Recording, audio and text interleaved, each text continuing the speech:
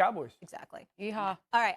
Patrick Mahomes and the Chiefs begin their quest for a three-peat this weekend when they take on C.J. Stroud and the Texans. If the Chiefs win, they'll go for their 7th straight AFC game of the year. May go down in Buffalo. 2 MVP candidates, Josh Allen, Lamar Jackson, going head-to-head to fight for a chance to win their first ring. Yesterday on First Take, Stephen A. told us why more was on the line for Lamar than Mahomes.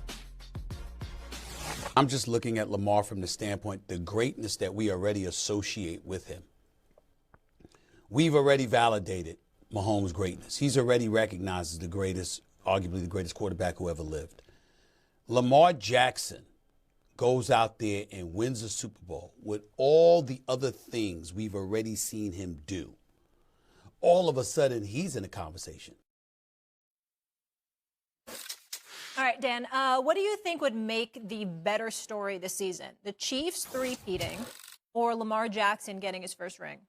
Yes, the Chiefs three-peating. It's not even close. I was watching yesterday when Saturday jumped in. Lamar winning a Super Bowl would be absolutely awesome. We're talking about the history of the NFL here. We're talking about, 75-plus years of the NFL, 50-plus years of the Super Bowl, and some of the all-time greats, both when it comes to some of the coaches that we've had, a Bill Belichick, a Chuck Noll, a Don Shula, a Bill Walsh, never accomplishing that. We're talking about all-time great quarterbacks in a Tom Brady, not doing it, in a Terry Bradshaw, not doing it, in a Montana, in Manning. a Elway, Peyton. These guys, they've never done it. These are the best that have ever done this. And they didn't even accomplish it in an era that didn't have the salary cap. And for the Chiefs to three-peat in an era where the salary cap is set up for parity in our league and in many ways hinders the opportunity to stay at the top, that would be something we've never seen before. We've seen remarkable quarterbacks go on and have MVPs and finally get to a Super Bowl and have that moment.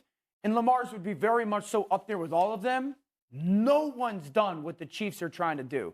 It's the Chiefs winning 3 in a row. I understand, and I have implored people to not have this greatness apathy, like, oh, whatever, they'll win 3. To your point, in the long tradition and history of the NFL and these great teams and legacies and franchises, and we've never seen anyone do it, and that's great. But you talk about we've seen other quarterbacks like win rings and stuff like that. Have those same quarterbacks literally been questioned at every single level? I was doing SportsCenter years ago, the day that they were going to announce who was going to win the Heisman. And so I'm interviewing Lamar Jackson hours before he would eventually stand on that stage and win the Heisman. And I remember when we were talking about the questions that we were going to ask him, my show group saying, you have to ask him the question about whether he's considering switching positions. And I just remember thinking, like, what are we doing here? This man had to answer for whether he could even play the position that he would win a Heisman for. And then he comes in and he takes the league by storm and he shows right away that not only is he is a quarterback, he is a very high-level quarterback. And he wins his MVP. And then he wins another one. And he's potentially going to win another one this year. And now the questions are, another one this year. And now the questions are, but is he ever going to win the big one? Is he ever? I would love for Lamar to stand up there holding a Lombardi and get his best Lucy Liu from Kill Bill on and say, does anyone else have anything else to say? Because if so, now's the time. He's been questioned and denigrated at every single turn, and his ability to be able to win that and finally shut everybody up, I think is a really big story. I agree. Not only mentioning the fact that he'd be in the same conversation, you'd start comparing him for years to come to Patrick Mahomes because now he's a champion.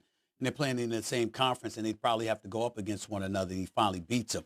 So we got to get that out the way, too. But I'm going to go, Dan, you're talking about football, and L, you backed it up eloquently, and I'm not going to go that route. I'm going to take it a different route and break it down to you this way, Dan.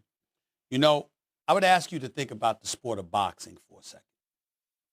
This WBC, WBA, WBO champions and all of this other stuff. Nobody gives a damn. They look at the best fighter, and they say, we want the best matchups. That's who the hell we want to see. The people decide what the best story is, not just the game. And so when you think about Patrick Mahomes, we've seen Andy Reid elevate himself to Bill Belichick status. We've seen Patrick Mahomes elevate himself, arguably, to Tom Brady's status. We look at Travis Kelce, and he's probably the greatest tight end in the history of the National Football League, okay? He don't need Taylor Swift to be a Hall of Famer. He might need Taylor Swift at that elevated level of popularity, but he was pretty damn popular without her, okay? No shade whatsoever.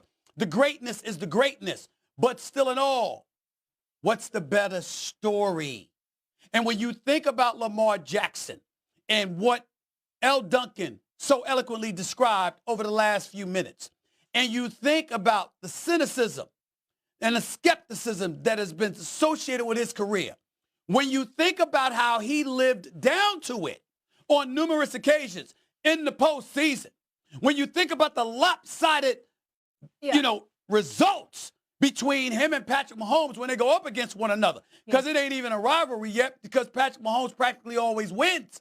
When you take all of those things into consideration, if this man erases that and he beats Josh Allen and he beats Patrick Mahomes and he wins a Super Bowl championship and captures a third league MVP, that's the story. Stephen A., let me just say this to both of your points. To L's point in terms of Lamar, this season, to everything you said, I believe it's Lamar Jackson, right? Because we said that he shrinks in the playoffs all the way back from his first playoff game when people called him a deer in headlights.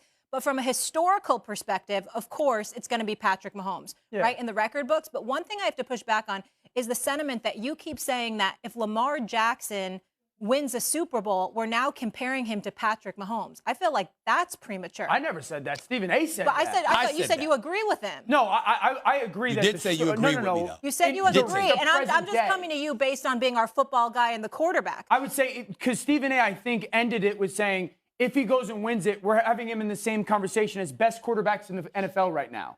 And I said I would agree with that, yes. But I'm not putting him in. No one's going to get into Patrick's conversation in the next year. But you really... Okay. Oh, I would very much. Lamar, but that would be fair. Why would that not be fair? Tom Brady was beating Peyton Manning's butt. What would not be fair? I'm saying I think it would be totally fair to be able to, like, this idea that it's audacious but to put them into, exactly. I mean, Tom Brady was winning championships. Peyton Manning was winning MVPs. We still very much made both of them the conversation about who was incredibly talented, despite one winning more championships than the other. It's I have a question. Stephen A., I got a question. Go ahead. I got a question for Stephen. As a person that's spent the vast majority of my career writing stories, let me throw this at y'all. Yeah.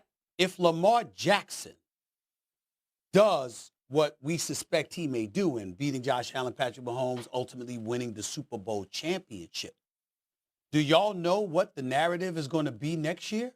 Lamar Patrick, he derailed the three-peat. And all of a sudden, that narrative gains momentum. Sure. And it puts Lamar in a different stratosphere, and it creates a different conversation, because since you got one, what's stopping you from getting two? Derrick Henry ain't leaving. Harbaugh ain't leaving. The rest of the crew ain't leaving.